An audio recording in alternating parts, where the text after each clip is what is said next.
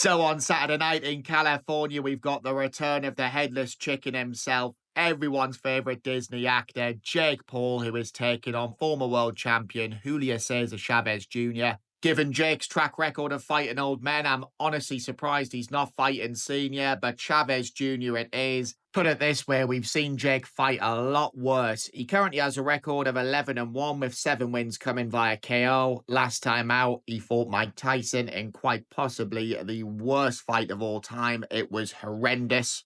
A lot of people were saying that it was fixed. I don't think it was fixed at all. I just think Jake didn't want to take any risks whatsoever.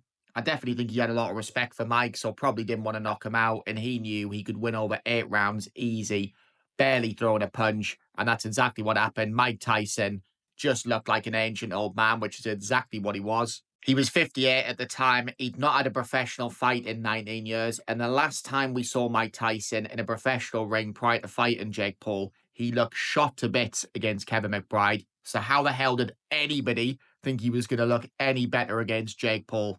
And then, of course, you get all these morons saying, well, he looked good on the pads, he looked good in training. Anybody can look good on the pads.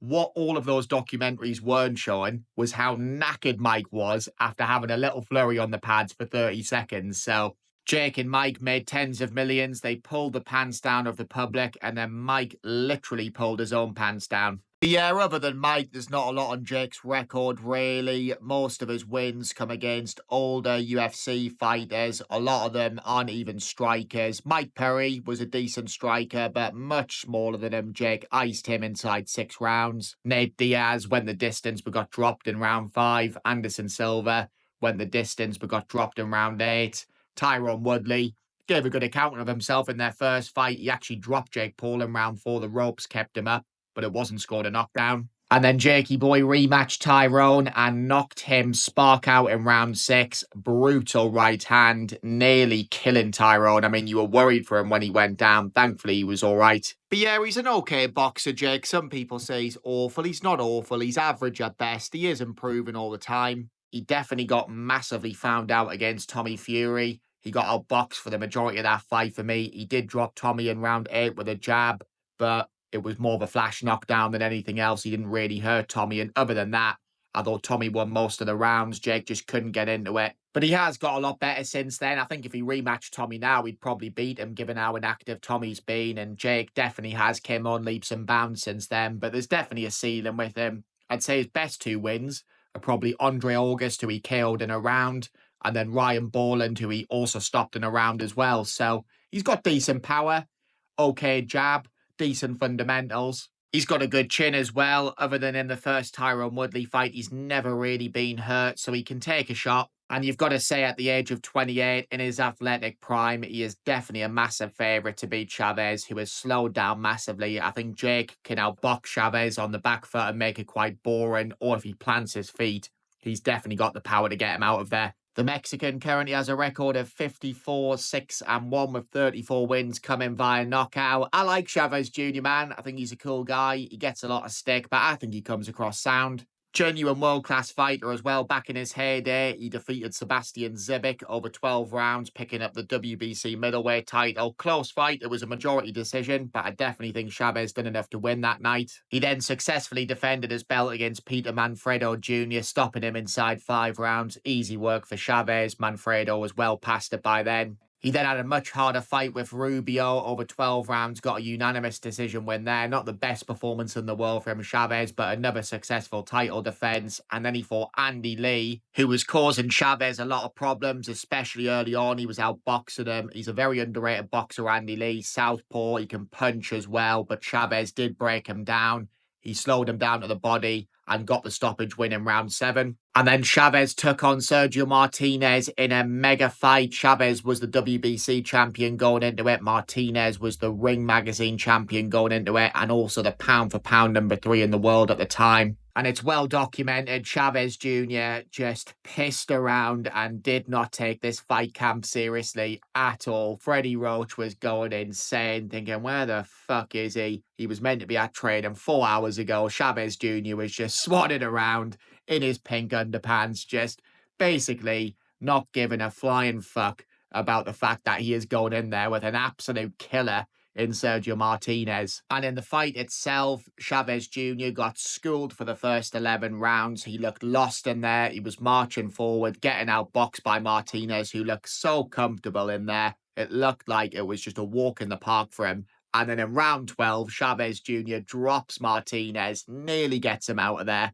And Chavez nearly done it. He was probably 1 or 2 clean punches away. So frustrating. It was very similar to his dad's fight with Meldrick Taylor when he came back from behind and stopped him in the final round. But it wasn't meant to be. Chavez did lose for the first time. He lost his WBC belt, but he came out of that fight with a lot of credit. And then from there, it's just been an absolute disaster, Chavez Jr.'s career. He had 2 very controversial wins over Brian Vera back in 2013 and 2014. Most people thought he lost both. He then got dropped for the first time ever against Fonfara in round 9. He quit on his stool at the end of that round. He lost a lot of fans that night. That was up at light heavyweight. He was never a light heavyweight, Chavez Jr., especially not back then. So I did feel for him there. He then came back with a decent win against Marco Reyes, but missed weight. He also missed weight for the first Brian Vera fight, which is a common theme in Chavez Jr.'s career. Chavez's next loss came against Canelo, which was a mega fight in Las Vegas, but the fight was an absolute pile of wank. Canelo dominated the fight, winning 121 away on all 3 cards. Chavez Jr. barely threw a punch. It was a complete shit show. His next meaningful fight was against Daniel Jacobs. Again, he missed weight, and again, he quit on his stool, this time after 5 rounds. I actually thought he fought okay in that, but considering he came in so overweight,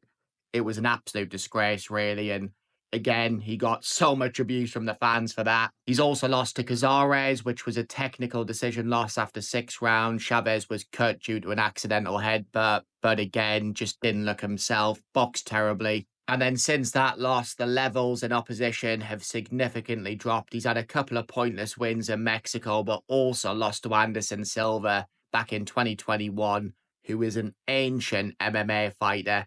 He lost a split decision there. Just humiliating how a former boxing world champion can lose to an old MMA fighter who is a legend, Anderson Silva.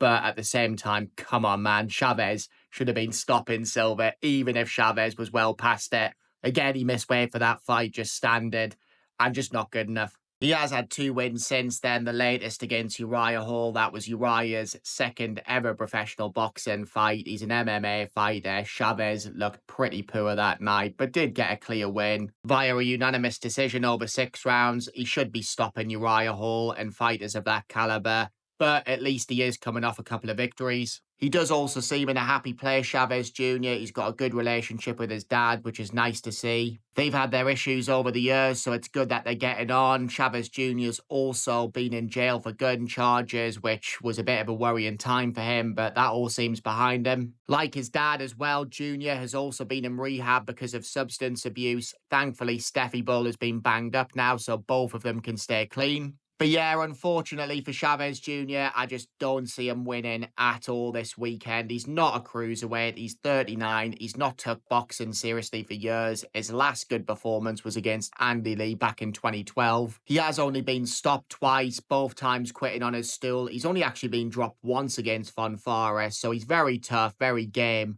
God forbid if he quits on his stool against Jake Paul, he will be banging trouble with every Mexican on this planet. I don't know where he'd go. He'd have to go and live the rest of his days on an island somewhere. But for me, I don't think he'll get stopped. I do think he might get hurt. He could even get dropped by Jake, who is a lot younger, a lot fresher, a lot sharper, and naturally a lot bigger as well. Chavez Jr. turned pro at super featherweight, so Jake's got a massive size advantage, even though they're both 6'1". And Julio was 17 when he turned pro, but still, you do get the feeling that Jake punches a lot harder than Chavez Jr.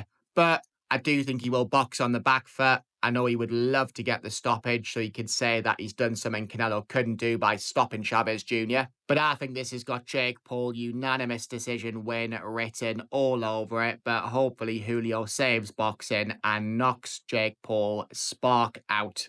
Let me know your thoughts in the comment section below anyway, guys. Subscribe if you're new. Enjoy the rest of your week. Enjoy the boxing at the weekend. And I will see you all on the next one.